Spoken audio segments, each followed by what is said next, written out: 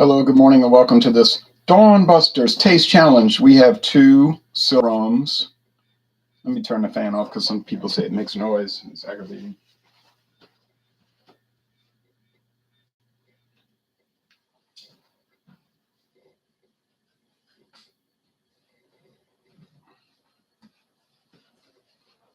Two silver rums from the United States, West Indies.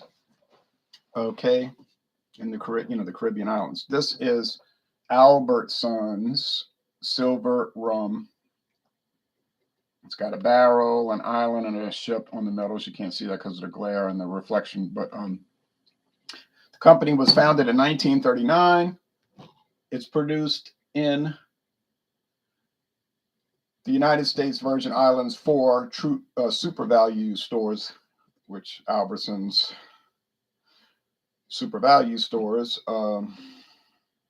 Jewel Osco, United States Supermarket, or whatever, and Amigos, so forth, are part of Albertsons. Okay, and super value. I thought this was it's got like a cobalt blue, not cobalt blue, midnight blue, or maybe that's cobalt. It looks like midnight blue and silver and white.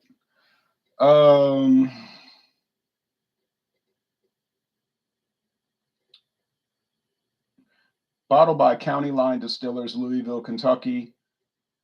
Product of the U.S. Virgin Islands. So they're talking about 1939 on the label. I thought it was discontinued, but I see fresh bottles still at Albertsons.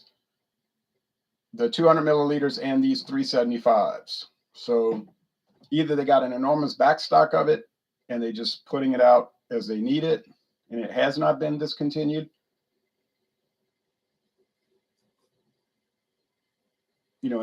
Or maybe it has been discontinued. They're just putting out what they got left, but they're still showing it on the website. So if you go on albertsons.com, they're still showing it. So, but I thought they phased out the Albertsons brands because of them being part of a huge grocery conglomerate now, and they want a brand that can be sold across the stores, like J. Brandt brandy and coffee liqueur, J. Brandt triple sec.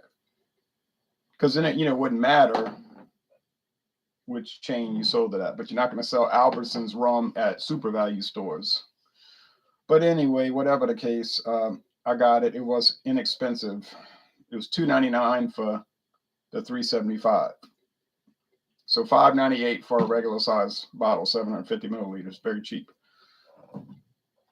Before and during the JB inflationary bad economy. Now here's Don Q Cristal.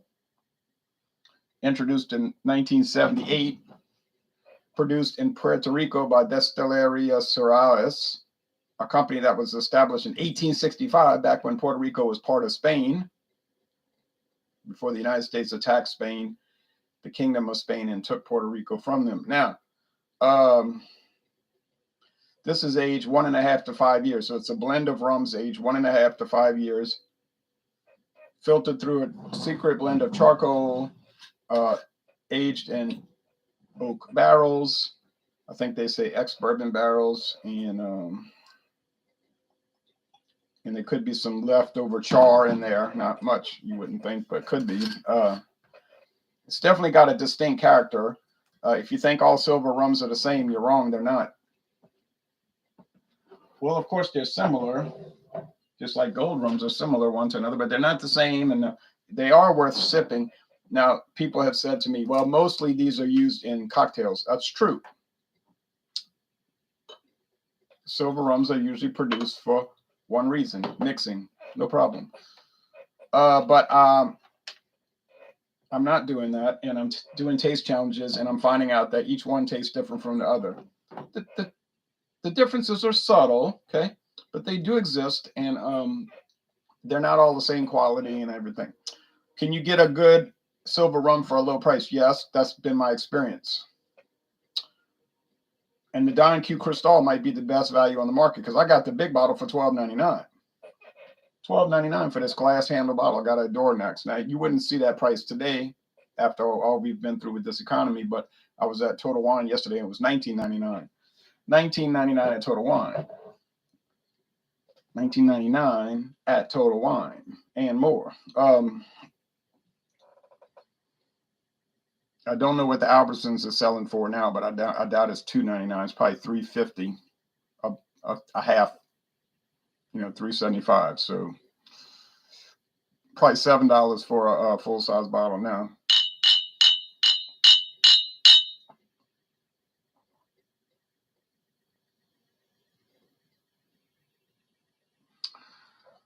I haven't. They're both silver and they both have drips. Now the Cristal might have a little yellowish tint to it, but it's so little. It's practically non-existent, but it is there a little bit. Now the Cruzan extra aged light rum as they call it now, Cruzan aged light rum. That's the new name for it. It's got a yellow look to it all the way. It just looks yellow. Now, does Cruzan produce Albertsons silver rum? I strongly suspect that they do. To my knowledge, there's only two big distilleries in the U.S. Virgin Islands. They're both on St. Croix Island. Captain Morgan Distillery and Cruzan International Distillery. Could there be a third that's just a contract distillery? It could be. I could call Sazerac and ask them, I'm not going to go through all that. It doesn't matter. We know it's contract produced for them. All right.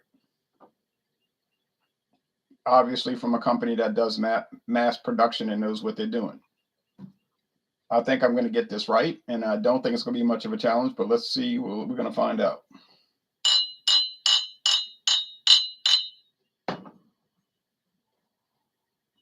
I get fermented sugar cane here, light sugar.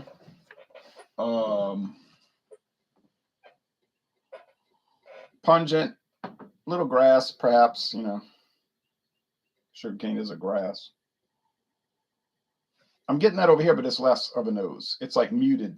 There is the sugar, the fermentation from the yeast. There is the cane stalks. Wood, yeah, a little barrel. Yeah, you get that on both. Huh. What's the age statement on the Albertsons rum? Well, there is none. So you would think it's minimally aged. There's probably a little aging, maybe 6 months in barrels, but maybe even that might be pushing it. There's not very strict rules on rum production. Okay. There's Caliber rum at Walmart, spice rum, and I was thinking maybe I'll buy that and try it. I've never had a spice rum really, except I think I had one. Yeah, when we were doing Fandango Friday. They just taste like other liqueurs, but that thing was made with grain neutral spirits and rum. I was like, grain neutral spirits, they're really going cheap. They're just adding vodka, because grain neutral spirits are a type of vodka. Actually, vodka is could be a type of grain neutral spirits, because they also have potato vodka and grape vodka, which would not be grain. But anyhow, I didn't buy it. I put it back on the shelf, even though it's $5.96. I said I ain't buying it because that's a little too low grade for me. At least the rum that they make is pure sugar produce. It's not jacked up, they're not using grain spirit filler. It might taste fine. I don't know. I'm not buying it. Okay, taste. I think this is the Cristal by aroma, but I'm not sure. So on aroma, it's questionable. So appearance, about the same. Aroma, about the same. So let's go with the taste.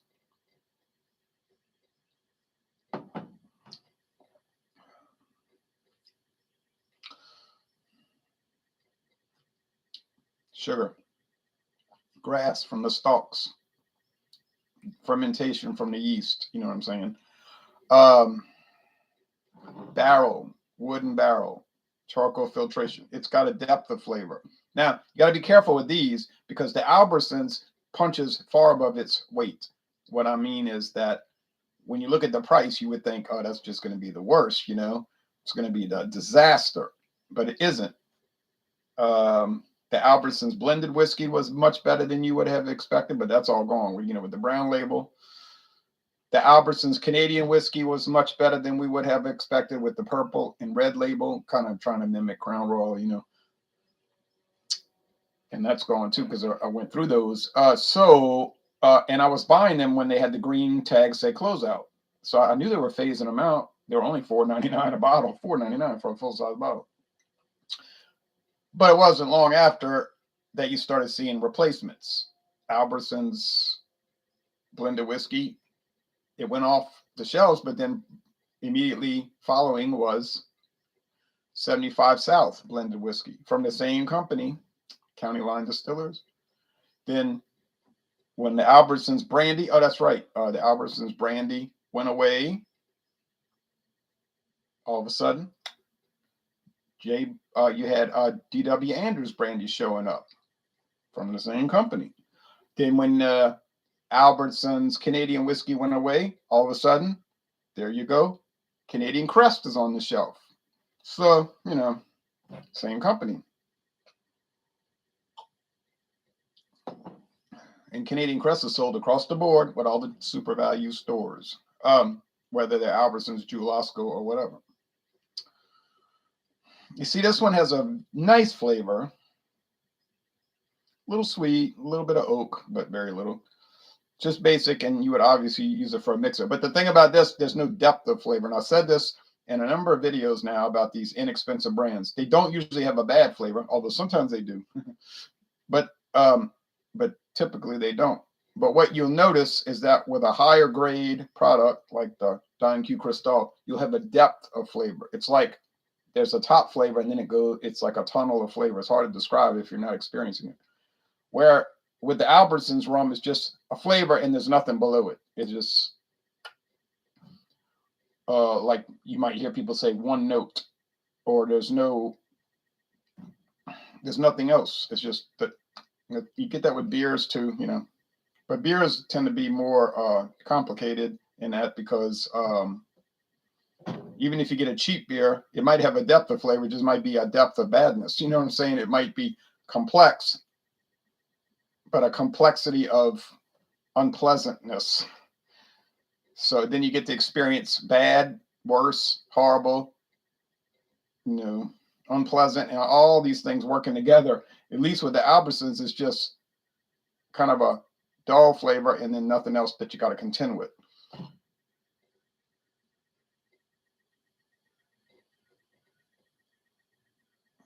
Harpo-Marxist. What a name. Fascinating topic. We get that here with cheaper alcohol too. I don't know where you live, but yeah, it's the same thing.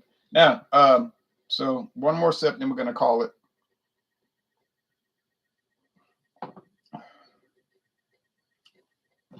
Yeah, this is the Don Q. Shocking. This is the first failure I've had with Don Q. First fail. Well, these things will blow you away, boy, I'll tell you.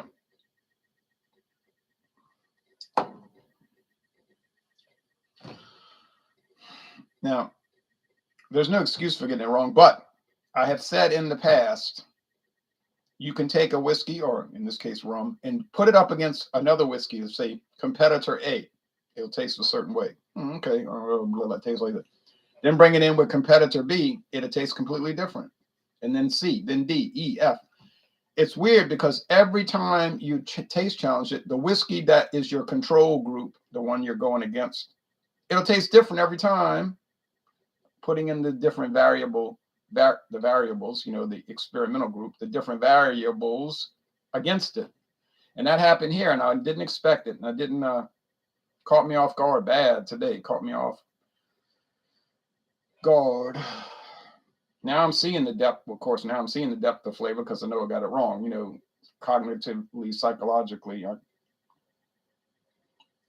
I'm seeing that. Well, one thing I'll say about these taste challenges, you never know what kind of shock you're going to run into, shock and awe. Thanks and good night to you. Well, good morning here, Clear, mostly clear. I see some clouds to the north, but I think it rained last night. Well, never would have dreamed the impossible dream. All right. Hello from Belarus. Belarus, White Russia. Amazing. Thanks for watching.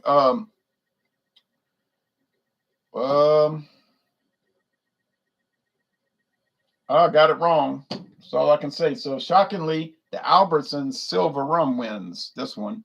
Was I being careless? Was I being overconfident? That's certainly a possibility.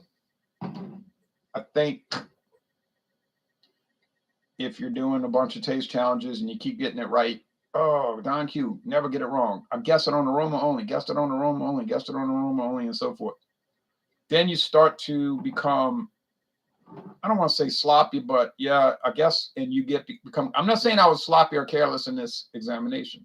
I say the possibility exists. Definitely overconfidence is a barrier to problem solving. In this case, the problem, it was, can I tell one from the other? And I think that could have been it. It's not an excuse. There is no excuse. I got it wrong and I got to live with that. But that could be a reason, a valid reason. So what do I think about Southern Comfort? I was very pleased with it. I expected it to be not so good. I wouldn't drink, I wouldn't drink it, but because I don't drink liqueurs, but yeah, I like it. I think they do a good job with it. Well, thanks everybody. Sorry I got it wrong. We'll be back the next time. Try to get it right. Y'all take care now.